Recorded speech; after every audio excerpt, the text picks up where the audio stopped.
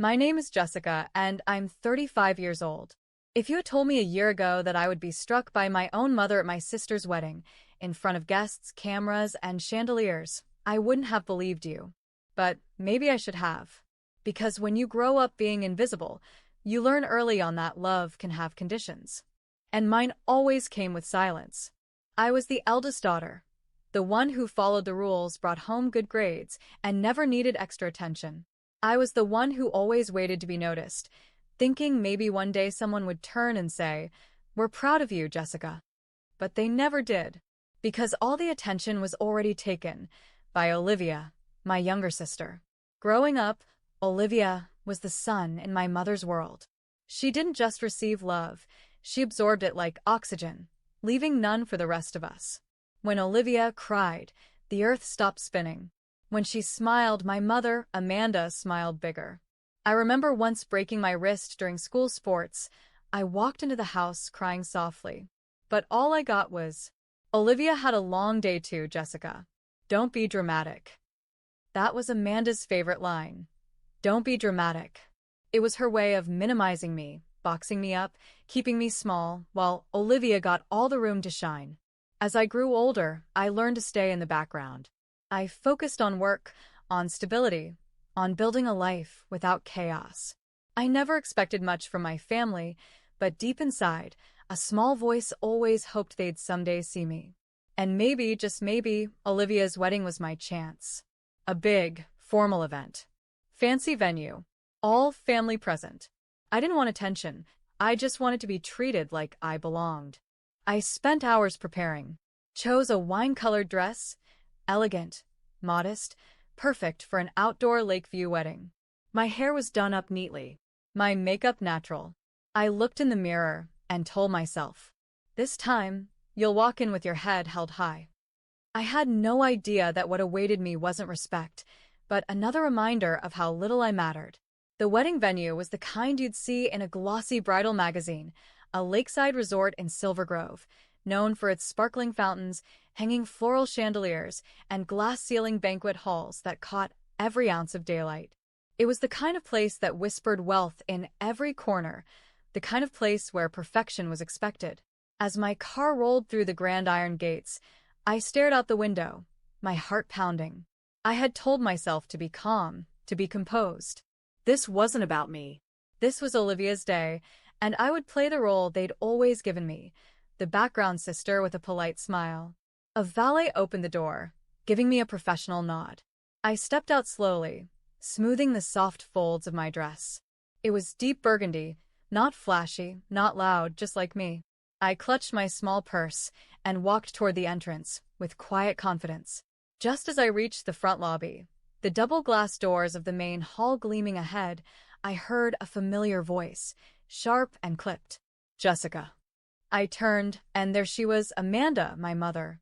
Not Mom, not Mama, not anything warm. Just Amanda, the woman who had spent my entire life reminding me, in small and large ways, that I was an accessory in her story. She stood in a pale silver dress, hair twisted into a polished bun, pearl earrings catching the light. Beside her, a young receptionist glanced between us, holding a clipboard and looking slightly uncomfortable. "You're not seated in the main hall," Amanda said quickly, waving her hand toward the side corridor. "There's a table by the coat check. We had to reorganize a few things last minute." I blinked. "What do you mean? You're seating me outside the hall." "It's not outside. It's just near the hallway. There wasn't enough space inside." I walked up slowly and looked at the seating chart myself, a large, elegant board written in gold cursive. Mr. and Mrs. Thomas, my father, were seated right next to Olivia at the head table. Her friends, her fiancé's co-workers, even distant cousins had reserved seats under chandeliers and floral arches. But me? Table H, hallway corner. By the coat rack. "Amanda," I said quietly, trying to keep my voice from shaking, "I'm your daughter." "Exactly," she replied, lowering her voice. "You've always been independent. You don't care about these things." I had to prioritize close family. The hypocrisy burned, but I smiled a thin, bitter smile and nodded. "Of course. Because I've never been close family, have I? She rolled her eyes, annoyed now that I wasn't playing my usual obedient role. Don't make a scene. You're already lucky we invited you. That line hit harder than I expected. Invited. As if I were a guest at my own sister's wedding, not family. A few early guests passed by, pretending not to notice the tension. Amanda turned her face and gave them a bright, fake smile. Fine, she whispered through clenched teeth. Come inside. Just don't cause any drama. And that was it. I wasn't welcomed inside. I was permitted, like a reluctant exception to her perfect picture. As I walked through the marble-floored entrance into the main hall, chandeliers glittering overhead and soft classical music playing, I realized something. This day wasn't going to be about celebration. It was going to be about survival. The inside of the banquet hall was like walking into a curated dream. Ivory drapes hung from high ceilings, the scent of fresh peonies drifted from every table, and the crystal glasses caught light in all directions. Everyone looked polished, Happy. unbothered. I stepped in silently, trying to blend into the crowd. I didn't expect hugs or warm greetings. I didn't even expect Olivia to acknowledge me. But I had hoped, just a little, that Amanda would leave me alone now that I was out of the hallway. That I could sit quietly, eat a polite dinner, and leave before the dancing started. But no. That's not how people like Amanda work. I was barely halfway to the drinks table when I heard her voice again, louder this time, coated in fake sweetness that instantly made my stomach knot. Jessica, sweetheart. A quick word. Heads turned. Some smiled, not realizing what was coming. Others, those who knew Amanda well, watched with quiet anticipation. Something about her voice told them this wouldn't be a loving family moment. I forced a smile and turned toward her. Yes. Amanda took my hand like we were old friends and led me to the front of the room, near the beautifully decorated wedding cake table, surrounded by cascading white roses and gold-trimmed place settings. Now that you're settled, she said, her voice cheerful but eyes cold, we can talk about the wedding expenses. I frowned. What expenses? Oh, you know everything. The florals were $3,500. The musicians were $2,000. The dress fittings, lighting, table decor, catering, that alone was $6,000. The final total comes to about $14,600. I stood there, blinking, unsure where this was going. And Amanda's smile tightened. And you'll be covering it. I let out a breathless laugh, half thinking I'd misunderstood her. Excuse me? You're doing well, aren't you? She said, louder now so that a few people nearby clearly overheard. You're single. No kids. You live alone, make good money. And Olivia has so much starting up with Patrick. It just makes sense. I could feel the tension in the air as a few heads subtly turned toward us. Her words weren't just meant for me, they were meant to shame me, to expose me as selfish if I refused. This wasn't a private conversation. It was a setup. You're asking me to pay $14,600 for a wedding where I was nearly seated in the hallway? Amanda's smile dropped. Don't act like a victim, Jessica. We all sacrifice for family. No, I said firmly. You sacrificed me for years. You made me invisible. You humiliated me in front of my coworkers at Olivia's graduation. You ignored my birthday 2 years in a row while throwing spa weekends for her. And now you want me to pay for the privilege of being tolerated? Amanda's face twitched.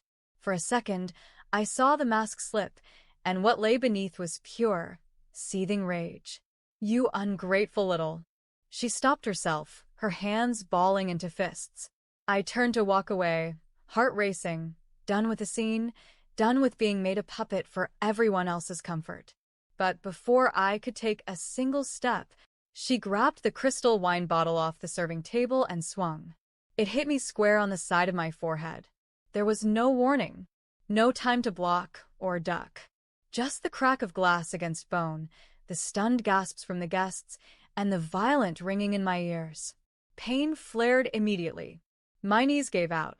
I collapsed to the floor, a rush of heat and cold washing over me. My hand instinctively went to my temple and came away wet, dark red. "Oh my God," someone shouted. "She's bleeding." A woman near the cake screamed. Did Amanda just call 911? Somebody help her. The last thing I saw before everything blurred was Amanda, standing still, gripping the broken neck of the wine bottle in her hand, her face frozen, not with guilt, but with the horrifying realization that people had seen everything. The sound of my heartbeat throbbed in my ears louder than the classical music still playing in the background. I was on the cold, polished floor, the metallic scent of blood thick in my nose. Somewhere in the blur of voices and footsteps, I could hear people gasping, phones dialing, someone crying. And then, "We need help. She's bleeding. She needs help now." I blinked up at the spinning ceiling lights, trying to stay conscious. A pair of heels clicked frantically nearby, then stopped. A man's voice, firm and trained, broke through the chaos. "This is Peter, venue manager. I need police and paramedics at Silver Grove Lake Resort, main banquet hall. A guest has been assaulted, struck on the head with a wine bottle. The suspect is still on site." Peter. He was the one who saw it all. His voice was like an anchor in a spinning room. I could hear Amanda trying to speak to him, her voice trembling with false innocence. It wasn't what it looked like. She was yelling. She came at me. "Save it," Peter snapped. The cameras caught everything. I tried to sit up but winced in pain as a sharp sting shot through my head. My fingers were sticky with blood. Guests stood in stunned silence. Some were holding hands to their mouths. Others were staring at Amanda in disbelief, like they were just now seeing her for the first time. And then, a sudden rush of voices came from the entrance. Police. And paramedics. 2 officers, both in full uniform, entered with purpose, Officer Carter leading the way. Behind them, 2 medics wheeled in a stretcher, but when they saw me, one of them came running with a first aid kit while the other began clearing the area. "Ma'am, stay still," one medic said gently, kneeling beside me. "You're bleeding from the temple. Do you know your name?" "Jessica," I whispered. I don't want to go to the hospital. Just patch it. Let me take a look first."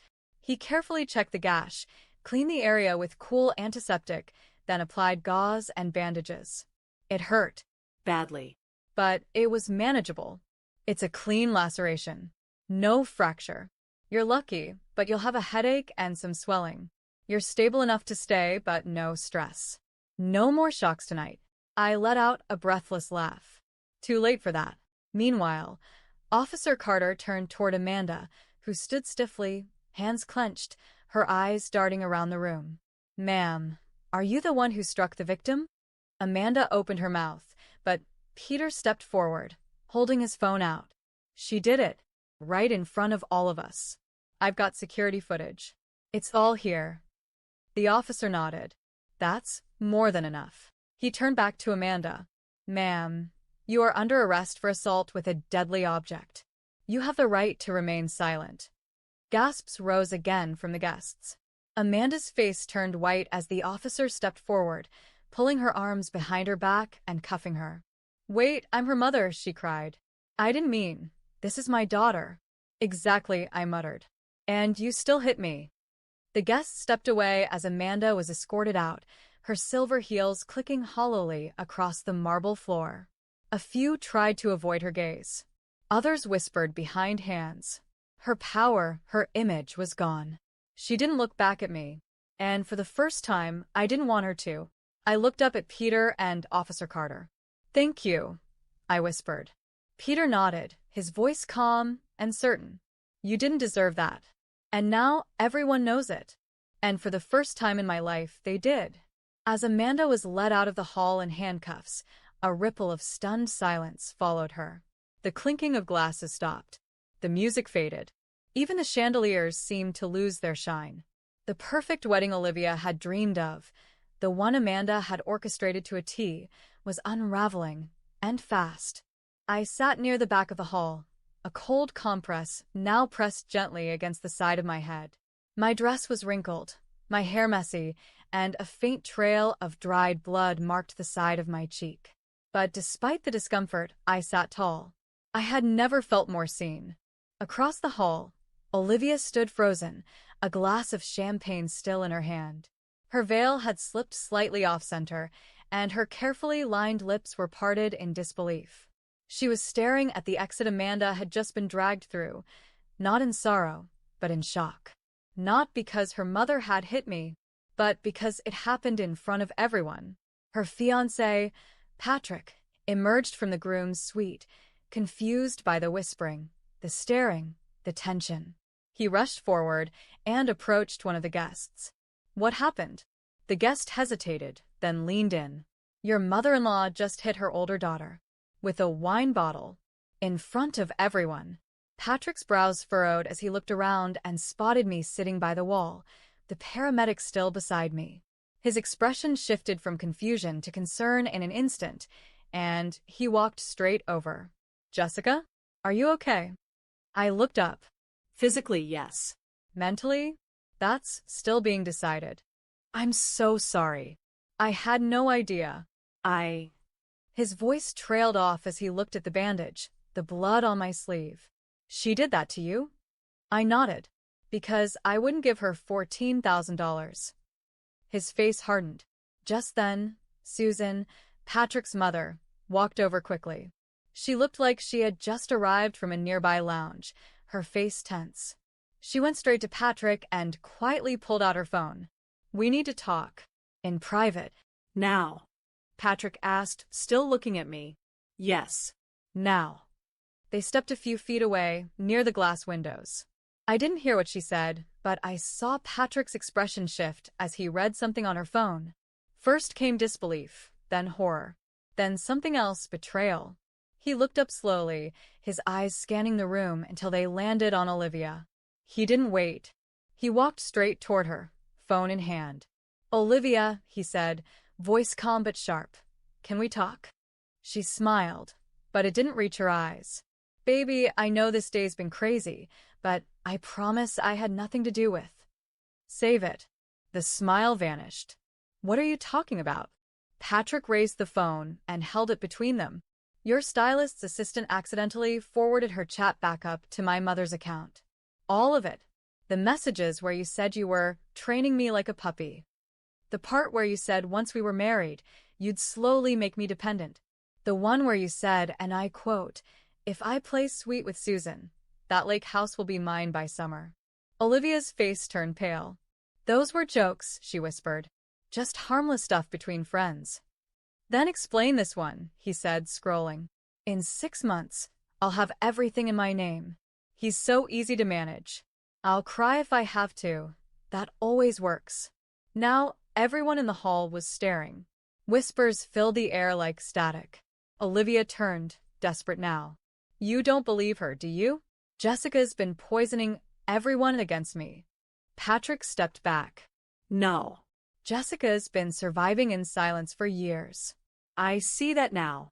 And I won't be part of a family that abuses and manipulates." He reached into his jacket and pulled out a crisp white envelope. He held it out, not to Olivia, but to one of the bridesmaids. "Annulment papers." "Signed." "Ready." Gasps spread across the hall. Olivia stood alone beneath the arch she had so carefully curated, the veil slipping off her shoulder, her hands shaking. "You can't do this," she whispered. "You love me. You said." "I loved who I thought you were," Patrick replied. "But that person doesn't exist." He turned and walked away. The silence that followed was so heavy, it nearly bent the air. The room didn't explode. It didn't burst into arguments or hysteria. It simply cracked, quietly, irreversibly. Olivia remained rooted beneath the wedding arch, surrounded by glittering flowers and soft candlelight. But everything around her now felt like a lie, and everyone saw it. The woman who had been the center of Amanda's universe, the sister who had always stood in the spotlight while I stood in the shadows, was now completely alone. She turned toward the crowd, mascara streaked, her lips trembling. "You're all just standing there?" she cried out. "You've known me my whole life. You know I didn't mean any of this." A few guests lowered their heads. Others turned away. Even her bridesmaids, the ones who had once laughed at her jokes and adjusted her veil, stood frozen,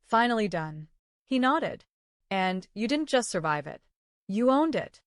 I turned toward him and smiled, genuinely, for the first time in what felt like years. Then Patrick pulled a small velvet box from his coat pocket and held it out, slowly opening it to reveal a simple, elegant ring. Jessica, he said softly, I've seen you break and rebuild.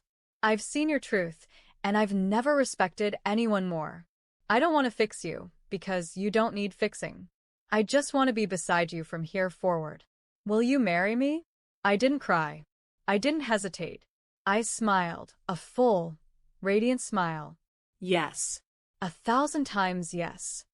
Our wedding wasn't televised. It didn't trend on social media. No one compared the floral arrangements to magazine covers, and there were no rows of bridesmaids in matching gowns. But it was perfect. We chose a quiet botanical garden just outside Silver Grove, surrounded by blooming lavender, slow-falling sunlight, and only the people who had truly stood by us. Patrick wore a classic gray suit, his smile as steady as the vows he whispered to me. I wore a soft ivory dress, not extravagant, but it made me feel like I had stepped into the version of myself I had waited my entire life to become. Susan, Patrick's mother, sat in the front row with tears in her eyes, tears of joy. Peter, the venue manager who once stood between chaos and justice, gave a small toast at our dinner. Even Officer Carter sent a handwritten card wishing us peace and strength. As we exchanged vows, I didn't speak of fairy tales or forever promises. I said simply, for the first time in my life, I feel safe being seen. We didn't honeymoon on an island. We took a quiet drive up the coast, stayed in a rented cottage, and spent our evenings walking by the water, hand in hand. There was no pressure to perform, no pretending to be perfect. Just presence. Just peace. And one evening, as I sat on the small porch of that cottage, I pulled out an old photograph, the one taken during Olivia's wedding, right after I'd been struck, with a bandage on my head and Patrick beside me, holding my hand. I looked at it not with pain, but with power. That moment, that exact moment, was the turning point. The day I stopped shrinking. The day I stopped apologizing for wanting to be treated like I mattered. I haven't heard from Amanda. Her 5-year sentence still stands. No early release. No letters. No calls. And I'm okay with that. Olivia, as far as I know, tried to reclaim her reputation, but no one really welcomed her back. Her friends disappeared. Families stopped inviting her. And for the first time, she had to live in the shadow of her own decisions. As for me, I moved forward. Not with bitterness, but with boundaries. Not with resentment, but with resolve. I built a new life. With a man who saw me when no one else did. With a new sense of self that no longer depended on someone else's approval. And with the deep, certain belief that family isn't who shares your blood. It's who sees your truth, stands by it, and never asks you to shrink to fit their expectations. This isn't just a happy ending. It's a beginning of the life I was always meant to live. If this story touched your heart or made you think about your own journey, don't forget to like the video to support the message. We'd love to hear from you. Share your thoughts, feelings, or similar experiences in the comments below. Every voice matters here. And if you enjoy heartfelt, powerful stories like this one, make sure to subscribe to the channel so you never miss what's coming next. Thank you for watching, and remember, sometimes walking away from pain is the first step toward finding peace.